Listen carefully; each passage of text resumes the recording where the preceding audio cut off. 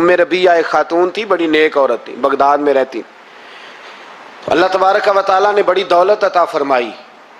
ان کی شادی بھی ایک دولت مند سے ہوئی، ایک دولت مند سے شادی ہوئی. فرماتی ہیں کہ میں چھت پہ بیٹھی تھی اپنے شوہر کے ساتھ، وہ دولت مند تو بڑا تھا پر متکبر بھی بڑا تھا.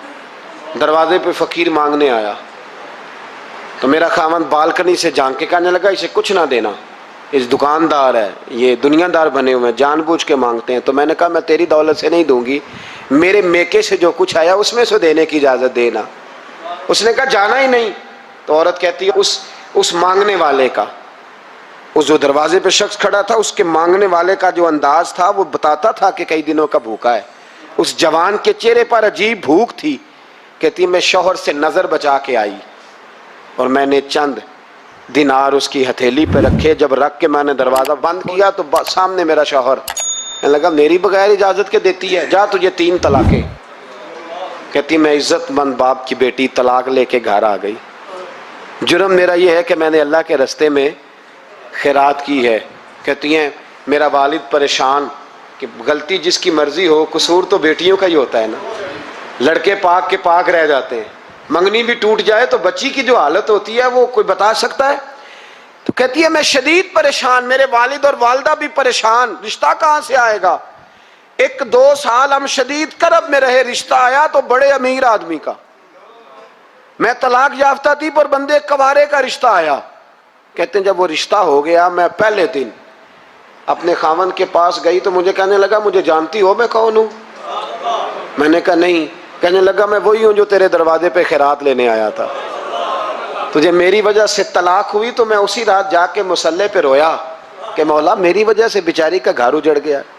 پھر میں نے 18 گھنٹے محنت کی تو میں نے تجھے عزت دینے کے لیے. کہنے لگا اب تجھے بیوی بنا کے نہیں مہرانی بنا کے رکھوں گا، میں تیری نوکری کروں گا، تو میری محسنہ ہے.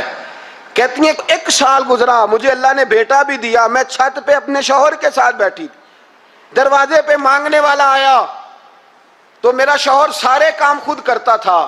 آج جب مانگنے والا آیا تو کہنے لگا جب کوئی مانگنے آیا تو نے دینے جانا ہے. کہتی ہے میں دروازے پہ مانگنے والے کو دینے گئی تو میری چیخ نکل گئی، میں دھڑام سے گری. میرا شوہر دوڑا آیا، کیا ہوا؟ کہنے لگی پتہ ہے مانگنے کون آیا؟ یہ وہی ہے جو میرا پرانا شوہر تھا. بے پرواہی ویک سجن دی جتھے کسے دی پیش نہ جاوے، انہیں تاجاں والے در در رولے. تاجاں والے تخت و تاج والے، تاجاں والے در در رولے تے منگتیاں تخت بٹھاوے. اوے سجنا کسے نو کارا مل دئی، کوئی کعبےوں خالی آوے. کہتی ہیں ام ربیہ کہ وہ شخص میرے دروازے پہ، میں رونے لگی. دولت کا تکبر کرتے ہیں لوگ. غریب دروازے پہ کھڑا ہے تو کہتے ہیں تم کماتے نہیں، مجھ سے بھیک مانگنے آ جاتے ہو. دولت کا تکبر، خبردار اس تکبر میں مبتلا نہ ہونا. لوگ تو آپ یقین کریں فتوے لیتے پھرتے ہیں، کہتے ہیں ایسے ہی جناب زکوٰۃ تو اس کی بنتی ہے جو ٹیکس نہ دے، زکوٰۃ تو اس کی بنتی ہے جس کے پاس ملازم نہ ہو. تو ایسے مولویوں نے سنو، حضرت موسیٰ کے چچا کا بیٹا تھا قارون، حضرت موسیٰ کی دعا سے دولت ملی. اتنا دولت مند ہو گیا کہ خزانوں کی چابیاں 4 اونٹ اٹھایا کرتے. حضرت موسیٰ نے کہا کہ 1000واں حصہ زکوٰۃ فرض ہوئی ہے. کتنا حصہ؟ 40واں نہیں، 1000واں حصہ. تو زکوٰۃ دے. کہنے لگا دیتا ہوں. گھر جا کے حساب کیا تو پریشان ہو گئے، اتنے پیسے دینے پڑیں گے. پریشان جب آتے ہیں تب نہیں پریشان ہوتے، اتنے آ گئے میرے پاس دینے پڑے تو کہنے لگا ہو اتنے پیسے. حضرت موسیٰ نے کہا دے. تو کہنے لگا جناب موسیٰ ویسے مہنگا نہیں بڑا آپ نے رکھا خرچہ. آپ فرمانے لگے میرا حکم نہیں، حکم میرے 40واں نہیں تھا. کون سا حصہ تھا؟ بولیے. مسلمانوں کا کتنا ہے؟ سارے صحیح دیتے ہیں زکوٰۃ؟ کہتے میں تھوڑی تھوڑی دیتا رہتا ہوں. میں سال میں نے تھوڑی تھوڑی بانٹ دی ہے. کچھ ان کو دیا جو مجھے ووٹ دیں گے، کچھ ان کو دیا جو گاہے گاہے میرے گھر کا کوئی کام کر دیں گے. میں نے بانٹ دی ہے. یہ زکوٰۃ دے رہا ہے کہ سیاست کر رہا ہے تو؟ یہ کون سا طریقہ ہے؟ یہ کون سی طبیعت ہے؟ مضمون بھیجا ایک دوست نے، ایک بچی بڑی مشکل سے میٹرک اس نے کیا ہے تو کوئی امیر آدمی ان کے گھر میں پیسے دے گیا اس رمضان پہ. اس رمضان میں حیدرآباد کے قریب किसी गांव की रहने वाली, तो बच्ची अगले दिन जाके सारा कुछ उनके घर दे आई है, सारा कुछ दे आई है। क्यों? कि वो बच्ची कहती है मैं यतीम हूँ, मैं 1.5 साल की थी और मेरा भाई अभी पैदा नहीं हुआ था जब मेरा वालिद फौत हो गया, तो मेरे चचा ने धक्के दे के निकाल दिया। मेरी माँ ने बर्तन धो धो के हमें पाला और मेरी माँ ने हमें पढ़ाया, शदीद मेहनत की। तो कहती है कल एक दुनियादार आया, उसने कहा मैंने राशन देना है, ज़बरदस्ती हमारे घर आया, गरीबों को देना है। कहती है मेरी माँ ने कभी हमारे सामने दुख नहीं अपना खोला कि मैं बड़ी गरीब हूँ, मैंने जवानी तुम्हें, लेकिन क्या अजीब मंजर है कि उसने एक तोड़ा दिया राशन का, तो सवेरे जब मेरी अम्मा जोर के बाद काम करके आई है तो रो रही थी। तो मैंने पूछा अम्मा क्या हुआ? तो कहने लगी बेटे 4 अखबारों में मेरी तस्वीर लगी है, 4 अखबारों में। मुझे क्या पता उसके पास कितने मोबाइल थे, कितनी तस्वीरें खींचता रहा। तो वहाँ रख के कहने लगी चचा हमने बड़ी रातें बगैर पंखे के गुजारी हैं, कई दिन बगैर रोटी खाए गुजारे, पर हमने अपना पर्दा नहीं खोला। तो एक आटे का थैला दे के हमारा पर्दा खोल गया। 4 अखबारों में रख अपना सामान, और सवेरे अखबार में ये खबर भी ज़रूर छपवा देना कि वो वापस कर गए। ये खबर भी सवेरे अखबार में ज़रूर छपवा देना कि वो आटे का थैला वो वापस कर गए, ये खबर छपवा देना। फिर वो बच्ची अपनी माँ की इज्जत के लिए गई और जाके प्रेस क्लब में उसने 4 अखबारों को कहा कि मैं आटा वापस कर रही हूँ, अब तुम्हारी जिम्मेदारी है कि तुम लोगों को बताओ कि वो थैला आटे का। शर्म नहीं आती?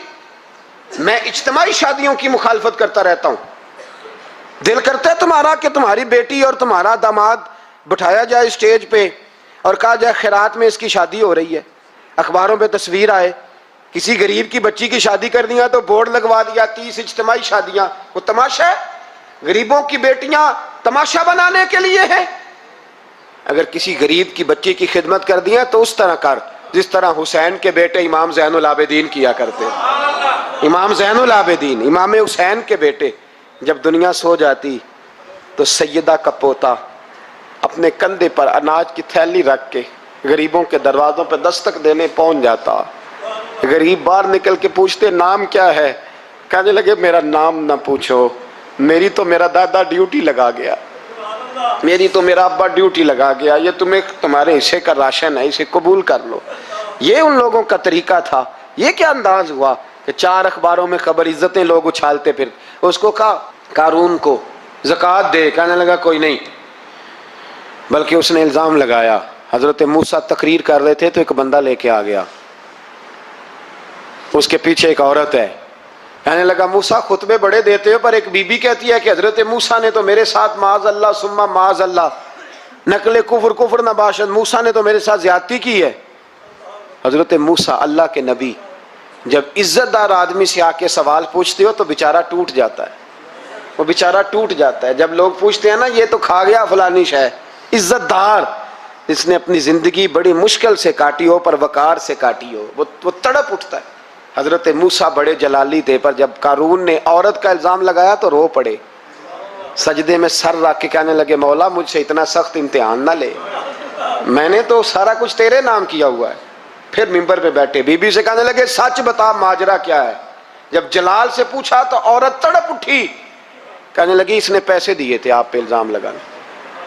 हज़रत मूसा ने दुआ की, कहा या अल्लाह तू देख रहा है इसने तेरे नबी के साथ क्या किया है। जब वो गरक होने लगा ना जमीन में, जमीन फटी अंदर जाने लगा तो कहने लगा लगता है मेरी दौलत तुम संभालोगे। तो हज़रत मूसा ने कहा इसके खजाने भी साथ ही रखो। सारे खजाने सर पे रखे और खजानों समेत जमीन में गरक हो गया। इलम पढ़े दा मान न करिए मत आखी में पढ़िया, ओ जब्बार कहार कहावे मते रोड देवी दुध। तो दौलतों समेत लोग गरक हो गए। किधर गया उनका माल, किधर गया? औरंगजेब आलमगीर जाने लगे तो बेटे से कहने लगे मेरे हाथ ना कफन से बाहर निकालना, जनाजा उठे तो मेरे हाथ लटकने चाहिए। लोगों ने कहा क्यों? कहने लगे मैं लोगों को बताना चाहता हूँ था मैं बादशाह पर खाली हाथ जा रहा हूँ। कफन को जेब होती है तो किसके लिए पैसे जमा कर रहे हो? कब्रों में बैंक होते हैं, किसके लिए गिन के सोते हो रात को? किसके लिए? कुल्लु मन अलैहा, हर चीज़ फना होगी। नमाज पढ़ता हूँ तो मेरे रिस्क में बरकत भी होनी चाहिए। भाई ना बरकत होगी तो नहीं पढ़ोगे। سوال ہے، میں اب نیک کام کرتا ہوں تو لوگ میری عزت بھی کریں، تو اگر لوگ عزت نہیں کریں گے تو نیک کام چھوڑ جائیں گے؟ یہ شرطیں ہم نے لگائی ہیں، اس لیے ہم کئی دفعہ محبت نہیں کر رہے ہوتے، تجارت کر رہے ہوتے ہیں۔ تجارت، اور تجارت ٹھیک ہے، پھر اگر آپ کسی کے ساتھ تجارت کر رہے ہیں تو سامنے والا بھی تجارت ہی کر رہا ہے، پھر سودا بیچ لو، سودا خرید لو، سودا خرید لو، سودا بیچ لو، یہی کچھ ہوگا۔ حضرت ابوبکر صدیق رضی اللہ تعالیٰ عنہ نے غیر مشروط محبت کی، غیر مشروط، یعنی جو حضور نے کہہ دیا انہوں نے کہا حضور بالکل ہی ٹھیک ہے، جو سرکار دو عالم صلی اللہ تعالی علیہ وسلم نے فرما دیا، عرض کی حضور آپ جو کہیں گے ہو جائے گا، کوئی لیتا نہیں، کوئی لالا نہیں، کوئی اگر نہیں، کوئی مگر نہیں، کوئی ایسے کیسے، بس جو فرما دیا ٹھیک ہے، جیسے کر دیا ٹھیک ہے، جس انداز میں بات کر دی ٹھیک ہے۔ حضور نے کہا کہ جہاد پہ چلنا ہے چلتے ہیں، اب حدیبیہ میں صلح کرنی ہے، حضور ٹھیک ہے کر لیتے ہیں۔ حضرت عمر کہتے ہیں میں نے کچھ اپنے مشورے پیش کیے کہ اس طرح کر کے چلنا چاہیے، پر ابو بکر صدیق نے کہا نہ بھائی، جو کریم فرما دے وہی ٹھیک ہے۔ ہم نے نہ کبھی قطرے پہ غور کیا اور نہ دریا دیکھا، بس جہاں تیری جھلک دیکھی وہیں ڈوب گئے۔ انسان کے نا دو قسم کے پیار کرنے والے ہوتے ہیں، ایک پیار کرنے والے پروٹوکول مانگتے ہیں، ٹائم مانگتے ہیں، پیار کرتے ہیں وہ بھی، لیکن ان کا خیال ہوتا ہے کہ اس طرح کر کے اگر آپ چلیں گے تو پھر پیار ہے۔ کچھ پیار کرنے والے اس طرح کے ہوتے ہیں، وہ کہتے ہیں تو مل نہ بھی او دی فطرت ہے کہر نہ چھڈے، سجن ہو کے ویر نہ چھڈے، انہوں آکھو اسی نہیں متھے لگ دے، چلو ساڈا شہر نہ چھڈے۔ کچھ لوگ ایسے ہوتے ہیں کہتے ہیں مل نہ بھی یار کوئی حرج نہیں، لیکن اس طرح کر کہ پیار تیرے ساتھ قائم رہے گا، تو سلام لے پھر بھی تیری مرضی، رخ پھیر کے گزر جا پھر بھی تیری، غیر مشروط محبت، شرط والی نہیں۔ پھر کیا ہوتا ہے کہ آپ کسی پہ بوجھ نہیں بنتے، آپ کسی کو تکلیف نہیں دیتے، آپ کسی کو اذیت نہیں دیتے، لیکن اگر آپ بوجھ بنیں گے، آپ اپنا آپ بتائیں گے، اپنا آپ دکھائیں گے، اپنا آپ مسلط کریں گے، محبت کمزور ہو جائے گی۔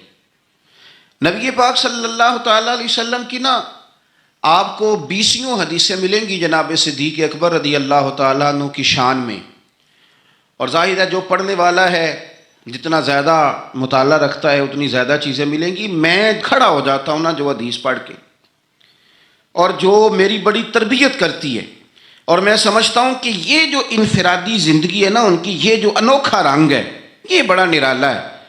حدیث پاک سنیے گا اور اس کے پہلوؤں پر غور فرمائیے گا۔ نبی پاک صلی اللہ تعالیٰ علیہ وسلم فرماتے ہیں میرے پاس جس کا بھی مال آیا نا میں نے امانت سمجھ کے خرچ کیا ہے۔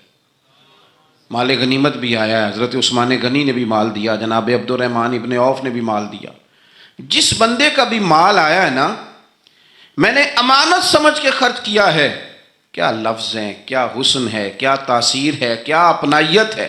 حضور فرماتے ہیں جس کا مال آیا اور لوگوں میں نے امانت سمجھ کے خرچ کیا، پر جب ابو بکر کے پیسے آئے نا میں نے اپنے سمجھ کے خرچ کیے، یہ اپنے ہیں، ان کا کوئی مسئلہ نہیں۔ میں نے کہا کہ میں یہ نہیں کہتا کہ یہ سب سے بڑی فضیلت کی حدیث ہے، علماء کی اپنی اپنی رائے ہے، جو حدیث پاک پڑھنے والے لوگ ہیں طلباء اساتذہ ان کی اپنی، میری یہ رائے ہے کہ یہ جو جملہ ہے نا یہ والا، یعنی جس کے مال کوئی بندہ اپنا مال کہہ لے، دیکھیں نا کچھ جگہوں پہ آپ پوچھتے ہیں کہتے ہیں یار یہ ذرا ضرورت ہے مہربانی کر، اور کچھ پیسے ایسے ہوتے ہیں آپ اٹھا لیتے ہیں کہتے ہیں انہیں کچھ بھی نہیں کہنا، یہ حد ہے اپنائیت کی۔ حضرت صدیق اکبر کے بارے میں میرے کریم نے فرمایا کہ میں نے جب اس کے پیسے آئے ہیں نا تو مجھے یوں لگا یہ اس کے نہیں یہ میرے ہیں، میں نے اپنے سمجھ کے نا، اللہ کرے میں آپ کو سمجھا سکوں بات، جس کی چیزیں مدینے والے کی اپنی چیزیں کہلائیں، جس کی چیزیں حضور کی اپنی چیزیں کہلائیں۔ اب بات کو سمجھیں، حضرت ابوبکر صدیق نے غیر مشروط محبت کی، لا محدود وفاداری کی، بغیر حیل و حجت کے پیار کیا، صبح شامیں دوپہر ہر چیز کریم کے نام کر دی۔ حضرت ابوبکر صدیق رضی اللہ تعالیٰ عنہ مالدار بھی تھے، سمجھدار بھی تھے، تاجر بھی تھے، لوگ سارا کچھ دیکھ داکھ کے نہیں چلتے، نفع نقصان سوچ کر نہیں آگے بڑھتے، لیکن حضرت صدیق اکبر نے تو کوئی چیز دیکھی نہیں، کوئی چیز نہیں دیکھی، اور لوگ اس وقت آتے ہیں جب رش بڑھ جاتا ہے، شہرت عام ہو جاتی، جب لوگ دیکھتے ہیں نا کہ اب یہاں شہد بہت زیادہ ہے تو مکھیاں پھر جوش مارتی ہیں کہ پہنچنا چاہیے، لیکن جناب صدیق اکبر تو اس وقت آئے جب مار کھانے کے دن تھے، اس وقت آئے جب بڑی اذیتیں مسلمانوں کو دی جاتی تھی، اپنا مال، اپنے بچے، اپنا قبیلہ، اپنی بیٹیاں، اپنا سارا گھر، اپنا سارا خاندان، ہر چیز لا کے کریم محبوب کے قدموں میں رکھ دی۔ اور پھر یہ کہ حضور کی خدمت کی اس انداز میں کوئی زیادہ فرق نہیں ہے۔ عمر بظاہر نبی پاک صلی اللہ علیہ وسلم سے 2.5 سال ان کی کم ہے، لیکن غار ثور میں جو لوگ گئے ہیں وہ جانتے ہیں کہ وہ بڑا مشکل رستہ ہے، ابھی بھی بڑا مشکل ہے، حالانکہ رستے بن گئے۔ چلیں ایک بات اور بھی کہہ لیتے ہیں، تجربے کی ہے، کہ حالانکہ رستے بن گئے، حالانکہ اس کے لیے بڑے بڑے چندے بھی اکٹھے ہو گئے ہیں، بڑے بڑے چندے۔ جتنی دفعہ مجھے کچھ موقع ملا ہے تو میں نے تو یہی دیکھا ہے جی رستہ بن رہا ہے، آ جائیں ذرا، آپ بھی اس میں شامل ہو جائیں۔ چندے والا معاملہ بھی بڑا سپر ہے، کس کس انداز میں لوگ جمع کرتے ہیں۔ رستہ بن گیا ہے، لوگوں کے لیے آسانیاں ہو گئی ہیں، ہاتھ کے اندر بڑی بڑی روشنیاں ہیں، کھانے پینے کا رستے میں موقع ملتا ہے، آسانیاں، سہولیات ہیں۔ لیکن جناب صدیق اکبر کہتے ہیں رات کی تنہائی میں جب میں نے حضور کے مقدس قدموں میں ورم دیکھا، تکلیف دیکھی، تو میں نے کہا حضور مہربانی کریں، آپ میرے کندھے پہ نہیں آ جاتے؟ کندھے پہ اٹھایا حضور کو، پباں پار قدم نہیں جے لاؤندا تے 100 پہاڑ تے چڑھیا جاندا تے او پہ جاندا تے یار ندی دا تے اے اصلی دلدار نبی دا۔ کندھوں پہ بٹھا کے نا حضور کو تو غار میں لے گئے۔ اب ایک اور بات بھی ذرا سمجھنا، وہاں جا کے نا تو حضور کو بٹھا لیا، کہنے لگے حضور آپ ذرا ٹھہرے، میں اندر دیکھتا ہوں کوئی چیز ہو نا، کبھی میں پہلے صفائی کر لوں، کوئی چیز تکلیف دینے والی ہو تو مجھے تکلیف دے۔ پہلے اندر گئے، صفائی کی، جھاڑ پونچھ کی، پھر حضور کو بلایا۔ ہمارے علماء نے یہاں ایک نقطہ لکھا ہے، وہ کہتے ہیں غار ثور میں پہلے جناب صدیق اکبر گئے، پھر حضور گئے۔ پھر سمجھنا بات کو، پہلے جناب صدیق اکبر گئے، پھر حضور گئے۔ اس کا مطلب ہے جہاں حضرت صدیق اکبر پہنچ جائے نا وہاں حضور بھی آ جاتے ہیں۔ تو علماء کہتے ہیں تو اپنے دل میں نا جناب صدیق اکبر کے لیے جگہ بنا، مدینے والے بھی تیرے دل کو پسند فرما لیں گے۔ جگہ بنانا جناب صدیق کے لیے، اپنے دل میں جگہ بنانا، اس شخص سے پیار کر۔ حضرت صدیق اکبر تو امت کے استاد ہیں، جس نے ادب سیکھا ہے حضور کا جناب صدیق اکبر سے سیکھا، جس نے وفاداری سیکھی اس نے جناب صدیق اکبر سے سیکھی، جس شخص نے نبی پاک علیہ الصلوۃ والسلام کی اتباع سیکھی اس نے جناب صدیق اکبر سے سیکھی۔ اپنی زندگی کو باندھ کر حضور کے قدموں میں گرا دیا، جس طرح حضور نے فرمایا، جس مقام پہ حضور نے فرمایا، جو نبی پاک نے چاہت کی، جس طرح رسول پاک صلی اللہ علیہ وسلم نے پسند فرمایا۔ کسی نے ایک دن پوچھا تھا سب سے زیادہ خوش کس دن ہوئے؟ فرمانے لگے میں حضور کو نا مکے سے مدینے لے کے جا رہا تھا، تو گرمی بڑی شدید تھی، 2-3 دفعہ میں نے دیکھا تو حضور کے چہرہ نور پہ مجھے پسینہ نظر آیا۔ اب میں ڈھونڈنے لگا کہ کوئی ٹھنڈی چیز ملے نا تو میں حضور کو پیش کروں۔ خشکی جو ہوتی ہے نا، خشکی تو یہ تو ویسے ہی بڑی تکلیف کرتی ہے۔ خشکی اگر جسم پہ کبھی ہو جائے نا تو بندے کا کہیں جم کے بیٹھنا بڑا مشکل ہو جاتا ہے۔ خشکی جو ہو جاتی ہے، خشکی جسم پہ ہو جائے تو بڑا تنگ کرتی ہے، تو اگر کسی کے دماغ میں ہو جائے تو پھر تو بڑی خرابی کرتی ہے۔ یہاں نا لوگوں کو خشکی ہو گئی ہے دماغ میں بہت زیادہ، بڑی، اور اتنی زیادہ ہے بعض لوگوں کو کہ شاید ان کو نہلا دیں سرسوں کے تیل میں تو پھر بھی نہ ٹھیک ہو۔ خدا کے بندے سمجھتے نہیں، اس شخصیت کے بارے میں لب کشائی کرتے ہو، ان کے بارے میں جن کے بارے میں میرے کریم رسول علیہ السلام نے فرمایا میرے ساتھ جس نے نیکی کی میں نے بدلہ دے دیا، ابو بکر کا بازو پکڑ کے اللہ کی بارگاہ میں لے جاؤں گا، کہوں گا یا اللہ تو ہی اسے احسانوں کے بدلے عطا فرما۔ کیا بات کرتے ہیں، اس شخص کے اتنی خشکی ہو گئی ہے دماغوں میں، سوچنا سمجھنا ہی لوگوں نے چھوڑ دیا ہے۔ حضرت سیدنا ابو بکر صدیق کہتے ہیں میں دیکھ رہا تھا گرمی بڑی شدید ہے، لوگ کہتے ہیں جی آپ حدیث پاک بیان کریں، آپ ان کا کوئی کلام سنائیں، تو میں کہا کرتا ہوں ذات سے پیار نہ ہو تو بات سے بھی نہیں ہوتا، پہلے ذات سے پیار کر لو پھر ان کی بات سے بھی پیار۔ یہ دیکھو نا جناب صدیق اکبر رضی اللہ تعالیٰ عنہ تبلیغ نہیں کر رہے اس وقت، وہ دعوت دین نہیں دے رہے، بتا کیا رہے ہیں کہ تم بار بار چہرہ دیکھتا تو حضور سید عالم صلی اللہ تعالیٰ علیہ وسلم کو نا پسینہ مبارک آ رہا تھا تو میں کوئی چھاؤں ڈھونڈنے لگا. ایک جگہ میں نے دیکھا ایک ڈھلان ہے پہاڑ کی, اس کے نیچے کچھ جگہ تھی, میں نے جا کے جلدی سے صاف کی. میں نے وہاں کچھ چیز بچھائی. ایک روایت ہے چمڑے کا بستر بچھایا, اور ایک میں آتا ہے کہ اپنی چادر اتار کے بچھائی, امامہ کھول کے بچھایا.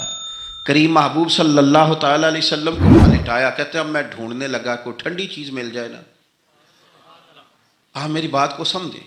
جس طرح کوئی لاڑ نہیں لڑاتا کسی کے, جس طرح اماں بڑا پیار کرتی ہے تو وہ خیال نہیں کرتی اس کی دھوپ کا, چھاؤں کا, کپڑے کا, آنے کا, بیٹھنے کا.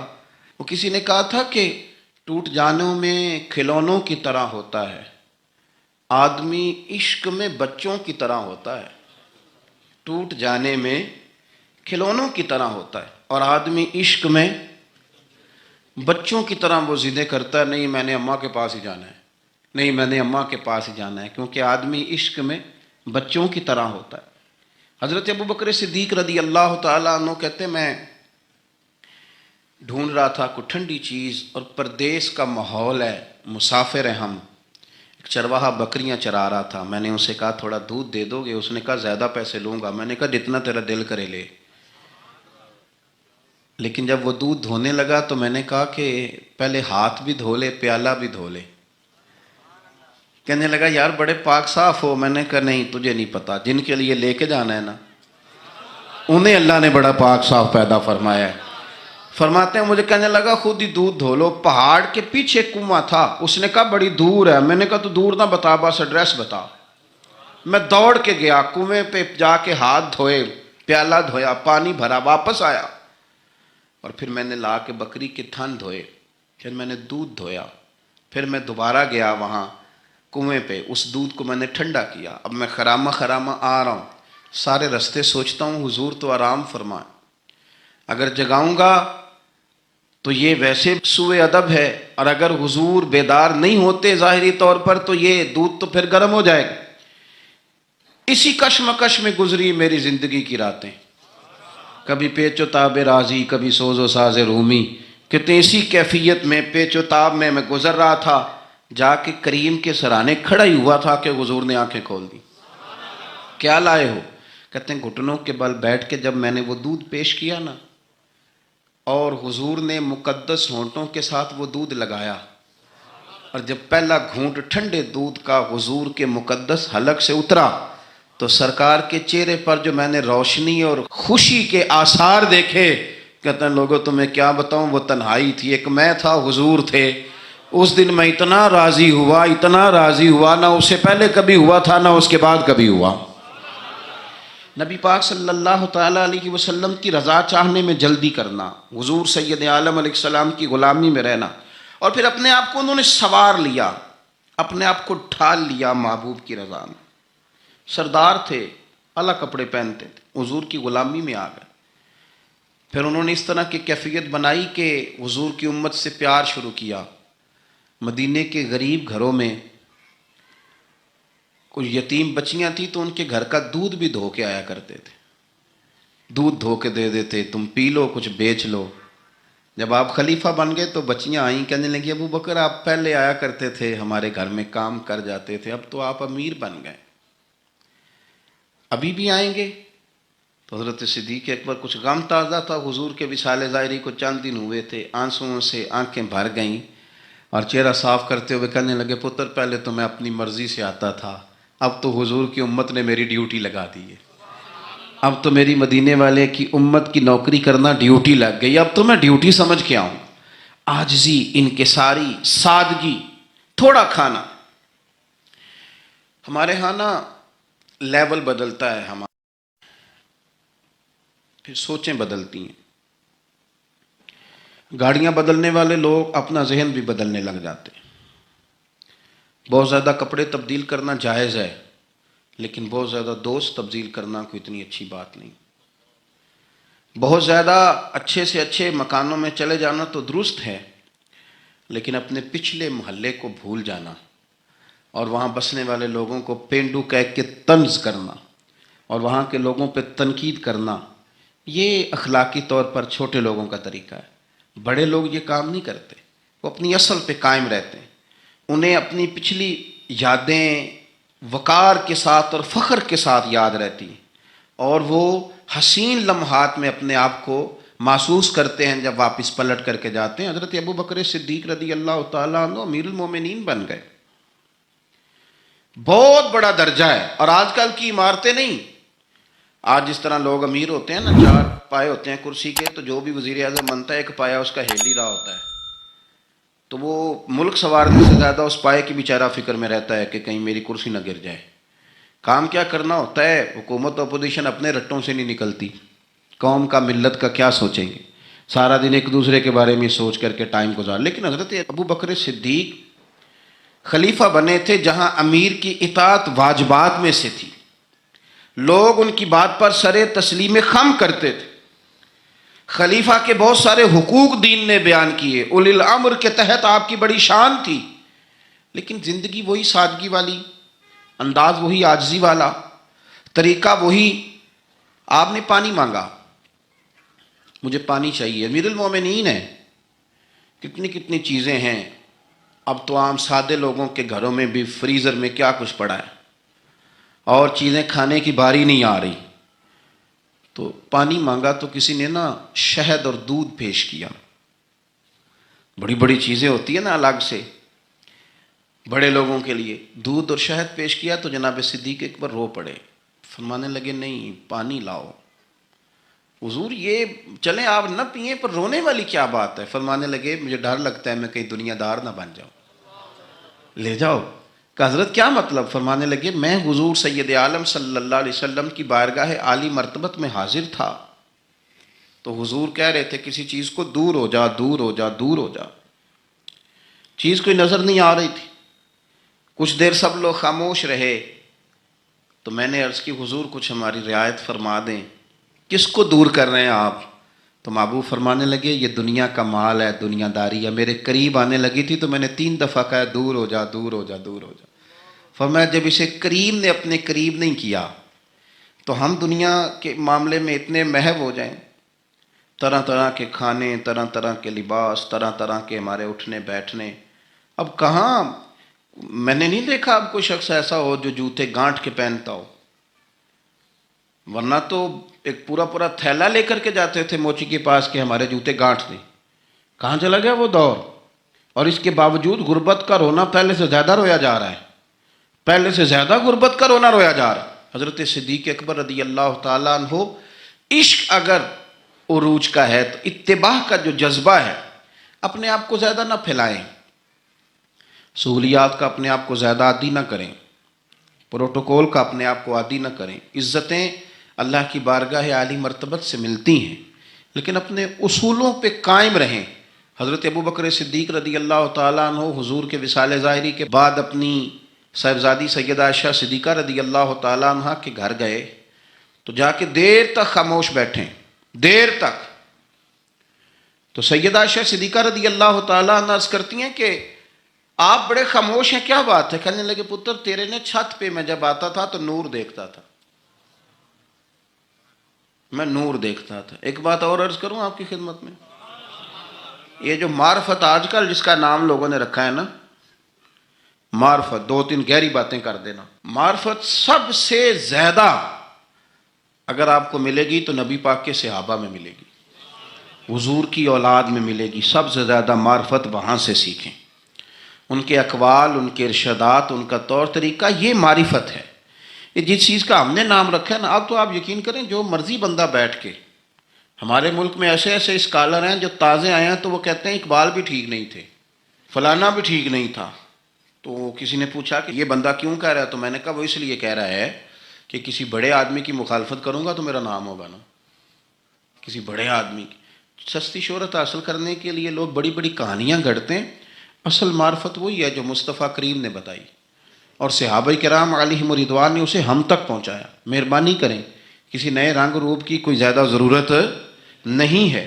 حضرت سیدنا ابو بکر صدیق رضی اللہ تعالیٰ عنہ کی معرفت کا کمال دیکھیں، فرمانے لگے بیٹا تیری چھت پہ میں نور دیکھتا تھا، آج دکھائی نہیں دے رہا، کیا معاملہ ہے؟ تو جناب عائشہ صدیقہ رضی اللہ تعالیٰ عنہ خاموش ہو گئیں۔ دیر کے بعد کہنے لگی ابا جی کرتا میرا بڑا ہی پھٹ گیا تھا، پیبند لگنے کی جگہ نہیں تھی تو ایک کرتا نیا منگوایا ہے، پتہ نہیں یہ کوئی دنیا داری نہ مجھ سے ہو گئی ہو، ایک کرتا نیا۔ ہمارے ہاں تو یہ حالت ہے کہ خواتین کہتی ہیں کہ اے سوٹ میں پہلا بھی ہوتے پاک گئی سا، تو وہ کیا کہیں گے کہ ایک ہی جوڑا ہے اس کے پاس، یعنی اگر دوبارہ جانا ہے نا منگنی کے لیے الگ، مہندی کے لیے الگ، ولیمے کے لیے، یہ ہمارا کلچر ہے اور اس کو ہم نے خود پرموٹ کیا ہے، اس میں ساری غلطی خواتین کی نہیں۔ حضرت عائشہ صدیقہ رضی اللہ تعالی عنہ کہتی ہیں کہ ابا جی میں نے نا ایک صرف کرتا نیا لیا ہے، تو جناب صدیق اکبر روئے اور بیٹی کے سر پہ ہاتھ رکھا، کہنے لگے پتر ہم وہی ٹھیک ہے جہاں میں حضور نے کھڑا کیا تھا، انہی رستوں کے مسافر صحیح ہیں، وہی ٹھیک ہیں، بہت ساری دنیا داریاں، بہت سارے پروٹوکول، بہت ساری شہرتیں، بھول جاتے ہیں نا پھر انسان کئی دفعہ چیزوں کا، پتر وہی ٹھیک ہے۔ جناب عائشہ صدیقہ رضی اللہ تعالی عنہ فرماتی ہیں جناب صدیق اکبر گئے تو میں نے نیا کرتا اتار کے خیرات کر دیا، پرانے والا پہن لیا، شام کو لوٹ آئے، آنکھوں میں آنسو تھے، کہنے لگے پتر ہم اسی رنگ میں اچھے ہیں جو رنگ ہمیں رسول کائنات نے عطا فرمایا ہے، اسی میں ہم اچھے ہیں، اسی سادگی میں، اسی میں ہم، اور محتاط زندگی۔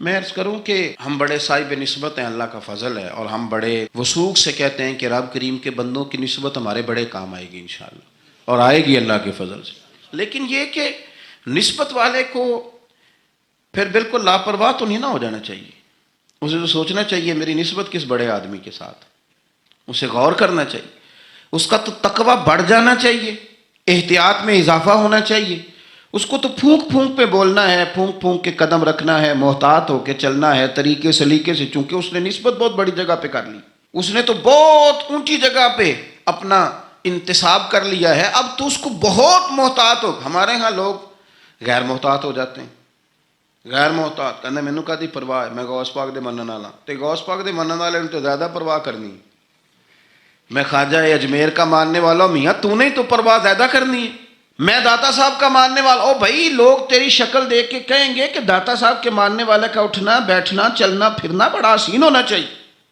بڑا خوبصورت ہونا چاہیے، لب و لہجے میں بڑی شائستگی اور پختگی ہونی چاہیے، تیرے اندر چیزیں نظر آئیں۔ ہمارے حاجی صادق صاحب رحمۃ اللہ تعالیٰ علیہ کے ایک مرید تھے،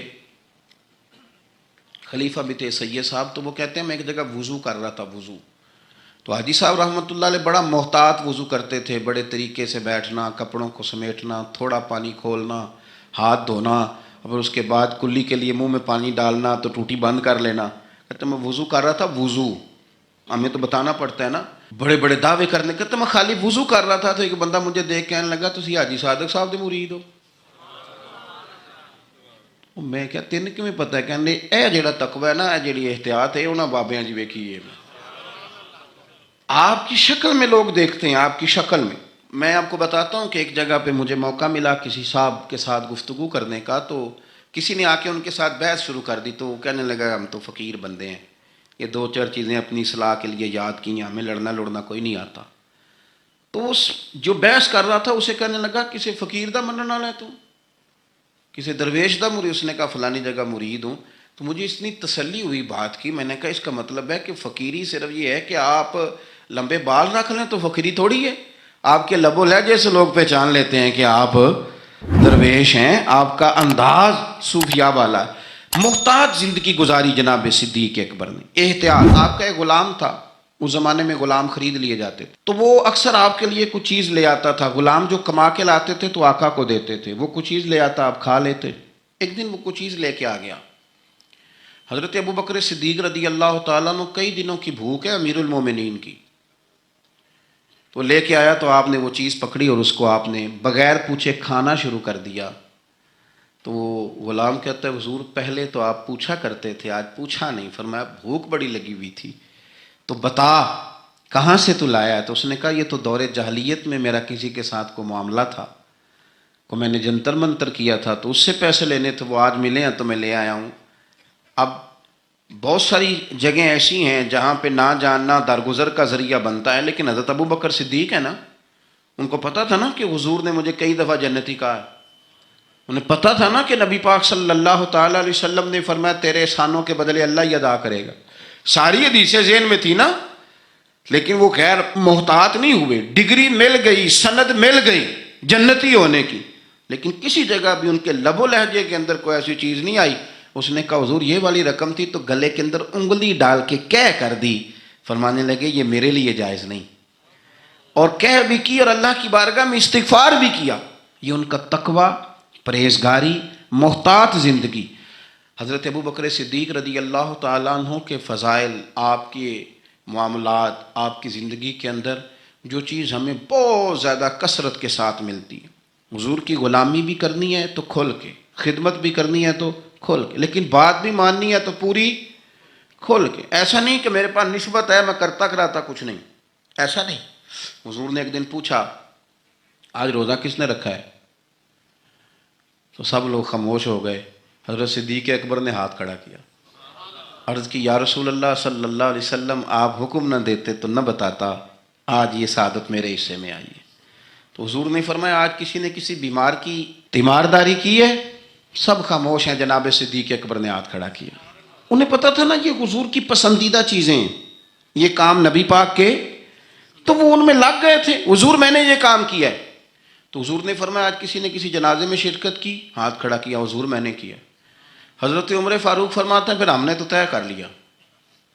جب حضور نے چوتھی چیز پوچھی نا کہ آج کسی بندے نے کسی مسکین کو کھانا کھلایا، تو پھر ہم نہیں بول رہے تھے، ہمیں پتا تھا کس نے بولنا ہے. کہتے ہیں حضرت صدیق اکبر نے ہاتھ کھڑا کیا. جو بات حضور پوچھتے گئے وہ بتاتے گئے.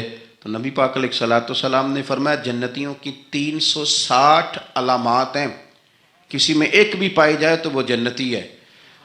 تو صحابہ کہتے ہیں ہم خاموش ہو گئے. تو کریم ابو فرمانے لگے یہ جو ابو بکر صدیق ہے نا، ان میں 360 ساری کی ساری پائی جاتی ہیں. بات اس بات پر ختم کرنے لگا ہوں کہ ہم لوگوں نے ایک تو دین کے معاملے میں لیت و لالا چھوڑ دینا ہے، چھوڑ دینا. ہم نے غیر مشروط محبت کرنی ہے رسول کائنات کی ذات کے ساتھ، غیر مشروط محبت اللہ والوں کے ساتھ. اور دوسری بات یہ کہ ہم نے محتاط رہنا ہے، ہم نے غیر محتاط نہیں ہونا. جب کوئی کسی کو آ کے کوئی بات کرتا ہے تو لوگ پوچھتے ہیں کس کے شاگرد ہو، کس کے مرید ہو، کہاں آنا جانا رہتا ہے، کس کو سنتے ہو، کہاں اٹھتے بیٹھتے ہو. تو ہم نے اپنے آپ کو اتنا محتاط کرنا ہے. ہمیشہ درخت اپنے پھل سے پہچان لیا جاتا ہے. ہم نمائندے ہیں اپنی جماعت کے، اپنے بزرگوں کے. ہمارے اقوال سے لوگ عکس کریں گے کہ ہماری تربیت کس نے کی. ایک تو اپنے آپ کو محتاط کریں، اور دوسرا یہ کہ میری یہ خواہش ہے کہ آپ روز ایک حدیث حضرت صدیق اکبر کے فضائل کی پڑھیں، روز سنائیں. اگر آپ کو میڈیا چلاتے ہیں تو روز ایک روایت وہاں آپ جو ہے وہ اس کو لائیں، ان کا کوئی قول، ان کی کوئی بات، ان کا کوئی تذکرہ. اس لیے کہ میرا یہ ماننا ہے کہ جو جناب صدیق اکبر سے پیار کرے اسے مدینے والے رسول بڑا پیار کرتے ہیں. کثرت عبادت، نوافل. ہمارے ہاں عمرے کی قرآن اندازی محفلوں پہ ہونے لگ گئی ہے، حالانکہ حدیث سے ثابت نہیں.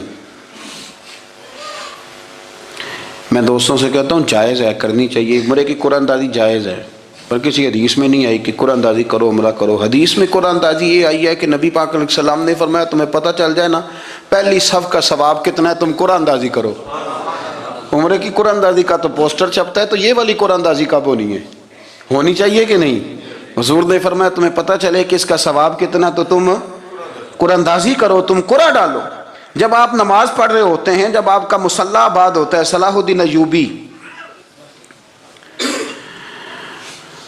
ایک بزرگ سے ملاقات ہو گئی، بیت المقدس پر قبضہ تھا عیسائیوں کا. تو صلاح الدین بڑے پریشان تھے. بابا جی کہنے لگے پتر کیا ہوا؟ کہنے لگے حضور پتہ چلا ہے دشمن کے 2 بحری بیڑے اسلحہ لے کے آ رہے ہیں. مسلمان پہلے ہی کمزور ہیں، اور اب اگر 2 بحری بیڑے اور آ گئے تو حضور مسئلہ بن جائے گا. تو میں پریشان ہوں کہ کس طرح یہ کم مسئلے والی ہماری فوج ہے کیسے مقابلہ کرے گی. تو بابا جی کہنے لگے پتر اس طرح کرنا، آج رات تو بھی دعا کرنا اور میں بھی کروں گا. تو بھی دعا کرنا، آپ ناراض نہ ہونا. ہم تو پیروں والے ہیں، ہم تو پیروں کے نوکر غلام ہیں، ہمارا تو گزارا ہی نہیں، ہمیں تو ملتا ہے سارا کچھ وہاں سے. پر میرا سوال یہ ہے کہ تعویذ لینے جاتے ہو نفل کیوں نہیں پڑھتے؟ رات اللہ اللہ کیوں نہیں کرتے؟ یہ بھی تو ہمارے بزرگوں کا ہی طریقہ ہے، انہوں نے تو ہمیں سکھایا ہے. صلاح الدین ایوبی سے بزرگوں نے کہا کہ رات آج نا اللہ اللہ کرنا تو میں تیرے لیے دعا کروں گا، تو بھی دعا کرنا۔ تو بندہ جب دکھی ہوتا ہے تو سجدہ کرتا ہے تو پھر ہی تو مصلی بھیگ جاتا ہے، پھر ہی تو مزہ آتا ہے۔ سکھی بندہ تو کعبے جا کے نہیں روتا۔ دکھی تھے، تکلیف تھی، تو سر رکھا سجدے میں تو تڑپ گئے۔ اور وہ بابا جی کہتے ہیں میں مسجد آیا تو صلاح الدین چیخیں مار کے رو رہا تھا اور کہہ رہا تھا مالک میں کوئی اپنی شان کے لیے تو نہیں نہ لڑ رہا، اللہ کو میں کوئی قبضوں کے لیے تو نہیں لڑ رہا، مالک تیرے لیے لڑ رہا ہوں، مجھے بے آبرو نہ کرنا، میری مدد فرمانا۔ کہتے ہیں میں آیا تھا کہ مسجد میں دعا کروں گا، پر صلاح الدین ایوبی کو روتے دیکھا تو میں لوٹ گیا۔ تو سویرے صلاح الدین ملے تو بڑے خوش تھے۔ میں نے کہا پتر کیا ہوا؟ کہنے لگے حضور وہ بحری بیڑے دو آ رہے تھے نا اسلحہ لے کے، دونوں ڈوب گئے پانی میں، پانی میں ڈوب گئے۔ تو بابا جی کہنے لگے صلاح الدین وہ پانی میں نہیں ڈوبے، وہ تیرے آنسوؤں میں ڈوب گئے، وہ غرق ہو گئے۔ وہ جو تو نے مسلح بات کیا تو وہ تیرے آنسوؤں میں ڈوب گئے، وہ غرق ہو گئے، وہ تباہ، اتنے قیمتی تھے تیرے آنسو کے بہا لے گئے دشمن کے بحری بیڑوں کو۔ میرے بھائی ٹھیک ہو گیا جی، میرے عزیز سمجھ لیں اس بات کو ہمیشہ کے لیے، اور اس پر غور کرنے اچھے طریقے سے کہ میرے رسول کریم سید عالم صلی اللہ علیہ وسلم نے نا ہماری توجہ دلائی، حضور نے ہمیں بتلایا، ہمارا ذوق بڑھایا عبادت کی طرف۔ ایک صحابی تھے حضرت ابو فاطمہ رضی اللہ تعالیٰ عنہ، یہ ترمذی شریف کی حدیث ہے۔ نبی پاک علیہ السلام نے فرمایا ابو فاطمہ قیامت کے دن مجھ سے جلدی ملنا چاہتے ہو کہ دیر کے ساتھ؟ تو کہنے لگے حضور کون ہوگا جو دیر سے ملنا چاہے گا؟ ہم نے تو جان دے دی وعدہ دیدار پر۔ اعلیٰ حضرت فرماتے ہیں جان دے دی وعدہ اور نقد اپنا دام ہو ہی جائے گا۔ مجھے لگتا ہے کہ یہ سودا نقد و نقد ہو جانا ہے، چونکہ ہم نے جان دے دی وعدہ دیدار پر۔ آپ نے وعدہ کیا تھا کہ مریں گے تو پھر زیارت ہوگی، تو مر گئے ہم زیارت کی خاطر۔ جان دے دی وعدہ دیدار پر تو نقد اپنا دام ہو ہی جائے گا۔ اے رضا ہر کام کا ایک وقت ہے، دل کو بھی آرام ہو ہی جائے گا۔ تو حضرت ابو فاطمہ رضی اللہ تعالیٰ عنہ سے نبی پاک صلی اللہ علیہ وسلم نے فرمایا جلدی ملنا چاہتے ہو کہ دیر سے؟ عرض کی حضور فٹافٹ ملنا ہے، میں نے قیامت کے دن آپ سے جلدی ملنا ہے۔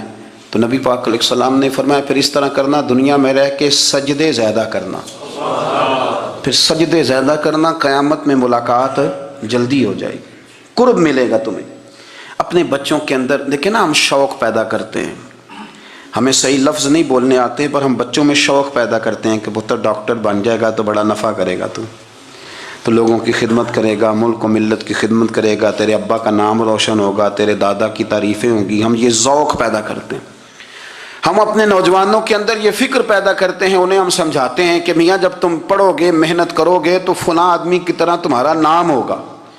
یہ جتنا ذوق ہم بچوں کے اندر ان چیزوں کا پیدا کرتے، ہمیں حکم ہے کسی طرح ہم ذوق پیدا کریں کہ پتر نماز پڑھے گا تو اللہ راضی ہو جائے گا، تو سجدہ کرے گا۔ دیکھیں نا میرے رسول کریم علیہ السلام نے فرمایا 7 سال کے بچے کو مسجد لے کے جاؤ، یعنی اسے شوق دلاؤ، اس کے اندر یہ خاصیت پیدا کرو کہ اس کا دل کرے مسجد میں جانے کا، اس کے اندر یہ خصوصیات لاؤ کہ وہ ہمارے ہاں نا ہر چیز کو پروموٹ کیا جا رہا ہے، ہر چیز کو، یعنی سر سنگیت سکھانے کے لیے اکیڈمیاں بن گئی ہیں، ہر شے پروموٹ ہو رہی ہے، عبادت کا جذبہ کم ہوتا جا رہا ہے، اللہ کا ذوق ہمارے اندر نہیں رہا۔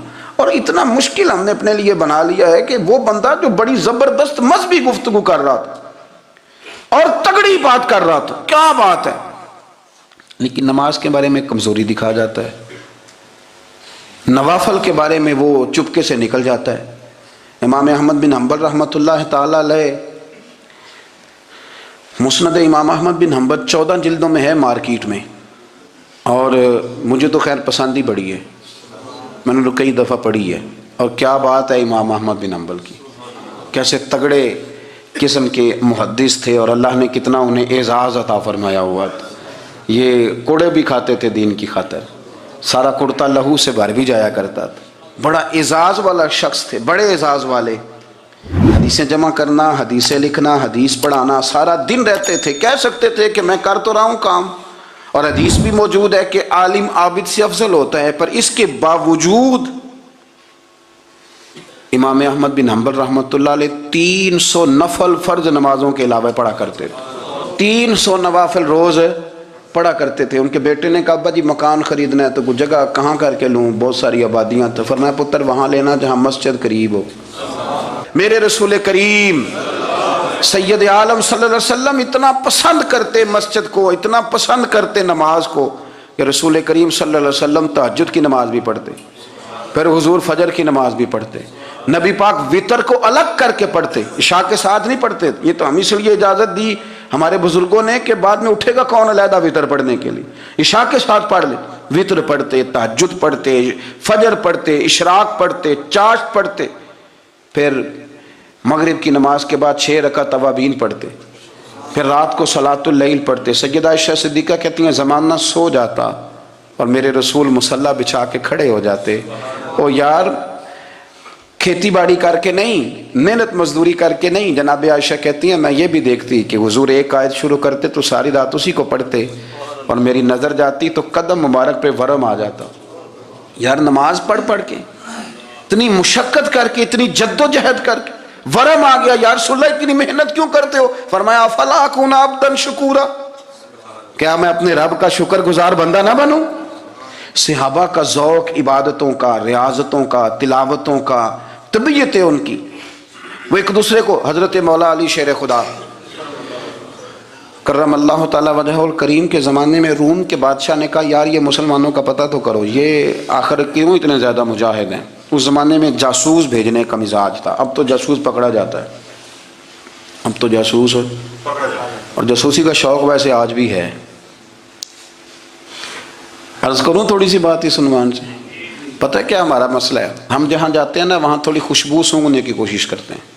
وہ کیا ہے تو یہ کیا ہے تو ادھر کیا ہے تو تھوڑا سا ادھر کیا ہے. میرے رسول پاک پڑھیے درود شریف, سارے پڑھیے ذرا زور سے, صلی اللہ تعالی.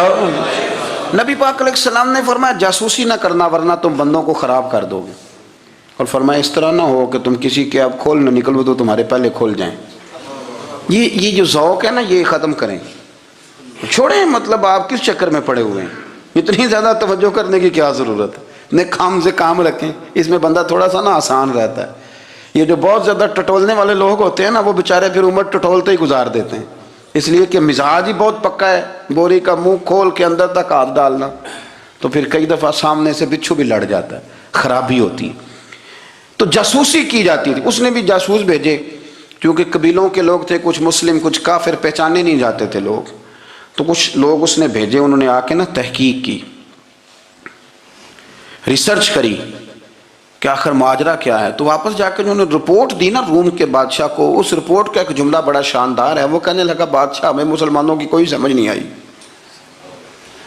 ہمیں کوئی سمجھ نہیں آئی. انہوں نے کہا بھی کیوں نہیں سمجھ آئی؟ کہنے لگے یار عجیب بندے ہیں, جب رات مصلے پہ بیٹھتے ہیں تو یوں لگتا ہے ان کا دنیا سے رشتہ ہی کوئی نہیں, کوئی کسی کو نہیں جانتا. کوئی اپنے دکھ سنا کے رو رہا ہے, کوئی اپنی بات کر کے رو رہا ہے, لگتا ہے کہ ان کا کوئی رشتہ ہے ہی نہیں جب مصلے پہ بیٹھتے ہیں. اور فرمایا جب سویرے یہ جہاد کرنے نکلتے ہیں تو لگتا ہے ان سے زیادہ دلیر ہی کوئی نہیں. حالانکہ جو مسلوں پہ رونے دھونے کے لوگ ہوتے ہیں وہ کئی دفعہ جہاد میں کام نہیں کرتے, لیکن عجیب لوگ ہیں کہ رات کے راہب ہیں, دن کے مجاہد ہیں, کوئی سمجھ نہیں آتی. میرے عزیز ان لوگوں نے مصلی آباد کر کے رکھا, تلاوتیں ان کا ذوق رہی, منظر روز پڑھنا, اسباق پڑھنا, وظائف پڑھنا, یہ ان کا ذوق رہا. اعلیٰ حضرت بریلوی رحمت اللہ نے 1000 کتاب لکھی ہے, لیکن الوظیفۃ الکریمہ کے نام سے جو وہ صبح و شام وظائف پڑھتے تھے وہ الگ انہوں نے ان کو بیان کیا, پابندی کے ساتھ اپنی اللہ اللہ کرتے تھے. شیخ شہاب الدین سہروردی رحمت اللہ علیہ اس پر ایک بندے نے اعتراض کیا. اس نے کہا جی آپ کس قسم کے صوفی ہیں, مرید بیٹھے ہیں اور آپ وہاں نفل پڑھ رہے ہیں. یہ بھی بڑا مسئلہ ہوتا ہے نا, جو بندہ ملنے آتا ہے وہ اپنے ٹائم کے حساب سے آتا ہے, اور پھر اس کا یہ بھی خیال ہوتا ہے کہ پیر صاحب جو ہیں وہ چونکہ درویش ہیں تو نہ انہیں روٹی کھانی چاہیے نہ سونا چاہیے, چونکہ وہ درویش ہیں, اور ہم چونکہ درویشوں کے ماننے والے ہیں لہذا ہمارا یہ طریقہ ہونا چاہیے کہ جیسے ہم کہیں درویش ویسے ہی کر جائے. حالانکہ جس کو آپ درویش کہیں گے آپ اس کی مانیں گے, آپ منوائیں گے نہیں, ہمارا مزاج ہوتا ہے. شیخ شہاب الدین پر لوگوں نے اعتراض کی, حضور لوگ ملنے آئے ہیں, زیارت کرنے آئے ہیں, بندے دعا کرانے آئے ہیں, اللہ اللہ کرانے آئے, اور آپ نفل پڑھ رہے ہیں. کیا جملہ ہے, کیا حسن ہے, کیا خوبصورتی ہے. فرمانے لگے رب رسول سے مانگنے کے لیے مصلی بچھایا ہے, اگر وہاں سے مانگوں گا نہیں تو تمہیں دوں گا کیا؟ پہلے مجھے کچھ لے تو لینے دو, اگر میرے پلے کچھ ہے ہوگی تو آگے دوں گا نا، تو میں مانگنے گیا تھا کہ یا اللہ دے، تیرے بندے لینے آئے ہیں، دے تو میں کچھ لوں گا تو آگے دوں گا نا۔ لیکن ہمارا یہ سٹیٹس، یہ مزاج، یہ شعور نہیں ہے۔ گپیں، کہانیاں، داستانیں، گفتگو، خطابت، واز، کیا بات۔ لیکن اگر کچھ کرنے کا کام ہو تو وہ نہیں ہم سے ہوتا۔ میرے نبی کریم علیہ الصلوۃ والسلام نے مصلے سے دل لگانے کا درس دیا، حضور نے توجہ دلائی۔ صحابہ اس ذوق کے حامل لوگ تھے، وہ کوشش کرتے تھے۔ جناب صدیق اکبر رضی اللہ تعالیٰ عنہ کا عبادت کا مزاج ہمیشہ قائم رہا۔ حضرت عمر فاروق ساری رات اللہ کے حضور کھڑے رہے۔ حضرت عثمان غنی رضی اللہ تعالیٰ عنہ عشاء کی نماز پڑھ کے 2 رکعتوں کی نیت باندھتے تھے، 15 سپارے پہلی رکعت میں پڑھ دیتے تھے اور 15 سپارے قرآن مجید کے دوسری رکعت میں پڑھ دیتے تھے۔ آپ نے نا حضرت عمر فاروق کے وصال کے بعد ان کی ایک بیوہ سے نکاح کیا، حضرت عثمان غنی نے نکاح کیا۔ وہ خاتون آپ کے نکاح میں آئیں تو عرض کرنے لگی، امیر المومنین میرے لیے یہ اعزاز تو بہت ہے کہ میں امیر المومنین کی بیوہ تھی تو امیر المومنین کی منکوحہ ہو گئی ہوں، لیکن حضور نہ تو میں جوان ہوں کہ میرے اندر رغبت ہوتی اور نہ میں اب اس قابل ہوں کہ کوئی خدمت کر سکوں، میرے ساتھ نکاح کی وجہ کیا بنی؟ تو عثمان غنی رو پڑے، فرمانے لگے میں نے عمر فاروق کو مسجد میں اپنے رب سے ڈرتے ہوئے دیکھا ہے، میں نے اسے روتے ہوئے دیکھا ہے، عدل کرتے دیکھا ہے، انصاف کرتے دیکھا ہے، امت کی خیر خواہی کرتے دیکھا۔ تمہارے ساتھ نکاح اس لیے کیا ہے کہ تم مجھے یہ بتاؤ کہ عمر فاروق گھر کے اندر اپنے رب کو کیسے راضی کرتے تھے، گھر کے اندر کیسے راضی کرتے تھے، وہ طریقے بتلاؤ، تم بتاتی جانا اور میں بھی اسی طرح گھر میں عبادت کروں۔ میرے رسول کریم علیہ الصلوۃ والسلام نے ارشاد فرمایا، حضور فرمانے لگے جس گھر میں اللہ کا ذکر ہوتا ہے وہ گھر زندوں کا ہے، اور جس گھر میں رب کریم کا ذکر نہیں ہوتا وہ گھر زندوں کا نہیں ہے۔ گھر نا ہم نا کتابوں میں پڑھتے ہیں کہ ایک بزرگ کہتے ہیں، حضرت فضیل بن عیاض کہتے ہیں کہ میں ایک گلی سے گزر رہا تھا تو گھر کے اندر کسی قاری صاحب نے قرآن کی آیت پڑھ دی، وَلِمَنْ خَافَ مَقَامَ رَبِّهِ جَنَّتَانِ، میں میرے کانوں سے ٹکرائی تو اللہ نے میری کایا ہی پلٹ دی، میں توبہ کر گیا۔ اب گھر کے اندر سے آواز آئے تو صحیح نہ تلاوت کی، پر اندر سے آواز آتی نہیں، یا ڈیک بجنے کی آواز آتی ہے، یا ٹی وی چلنے کی آواز آتی ہے، یا دھوم مچانے کی آواز آتی ہے۔ عبادت کا وہ جو خاص شوق تھا، وہ جو حسن تھا، وہ جو توانائی تھی، وہ جو بات تھی۔ ایک جگہ پہ ہم بیٹھے تھے تو وہاں ایک صاحب آئے اور انہوں نے آتے ہی کہا کہ مہربانی کریں ذرا مجھے مصلی دے دیں، میرے نہ کچھ نفل رہ گئے۔ تو میں نے وضو کر لیا تو کوئی مصلی مل جائے، مصلی انہیں دے دیا گیا، وہ مصلی لے کے چلے گئے تو پیچھے ایک صاحب نے تبصرہ کیا، کہنے نے کتنا ریاکار بندہ ہے، لوگوں کو دکھا رہا ہے کہ میں نفل پڑھتا ہوں، ہے کوئی بات کرنے والی؟ میں نے اسے کہا، میں نے کہا تو مہربانی کرنا، اس طرح کی ریاکاری تو بھی کر، پکڑ مصلی اور جا تو بھی تھوڑی ریاکاری کر کے آ، اٹھ ذرا، شکر کر کوئی یہ ریاکار بھی ملا ہے، کوئی نفل پڑھ کے ریاکاری کر رہا ہے۔ اللہ کا میں کہتا ہوں کو پڑھے تو صحیح نہ، یا یہ کوئی دور ہے نفل پڑھنے کا؟ اس میں تو لوگوں کا مزاج ہی نہیں، طبیعت ہی نہیں۔ میں نے کہا چل مہربانی کر یہ لے مصلی اور تو بھی جا تھوڑی سی یا کر یا ریاکاری کرو تو صحیح نا، مزاج ہی نہیں، ذوق۔ جمعے کی نماز پڑھ کے یوں دنیا بھاگتی ہے، او ہو پتہ نہیں کون سی پیچھے آگ تھی جو بجھائی جائے گی، اور آج تک لوگ مسئلہ پوچھ رہے ہیں کہ جمعے کی بعد والی سنتیں کتنی ہوتی ہیں۔ میں نے کہا کتنے سال ہو گئے جمعہ پڑھتے، کتنے سال ہو گئے، ابھی تک سنتوں کا نہیں پتہ، ابھی تک نے علم کے پہلے کتنی رکھتے ہیں اور بعد میں کتنی رکھتے ہیں۔ فجر کی سنتیں کب پڑھنی چاہیے؟ سنو فجر کی سنتوں کے بارے میں۔ میرے رسول کریم سید عالم صلی اللہ تعالیٰ علیہ وسلم سے ایک صحابی نے پوچھا تھا، حضور میری فجر کی سنتیں رہ گئیں یا رہ جاتی ہیں تو حکم کیا ہے؟ کیا انداز ہے حضور کا؟ بخاری مسلم کے لفظ سنو، حضور سید عالم صلی اللہ علیہ وسلم فرمانے لگے، اس نے کیا پوچھا تھا؟ حضور جواب کیا دیتے؟ فرمایا فجر کی سنتیں کبھی نہ چھوڑنا، فجر کی پہلی 2 سنتیں کبھی نہ چھوڑنا۔ یا رسول اللہ صلی اللہ تعالیٰ علیہ وسلم میری رہ گئی ہیں، رہ جاتی ہیں۔ فرمایا فجر کی 2 سنتیں نہ چھوڑنا، فرمایا فجر کی پہلی 2 سنتیں مجھے دنیا اور دنیا کے اندر جو کچھ ہے وہ سب سے زیادہ پیاری ہے۔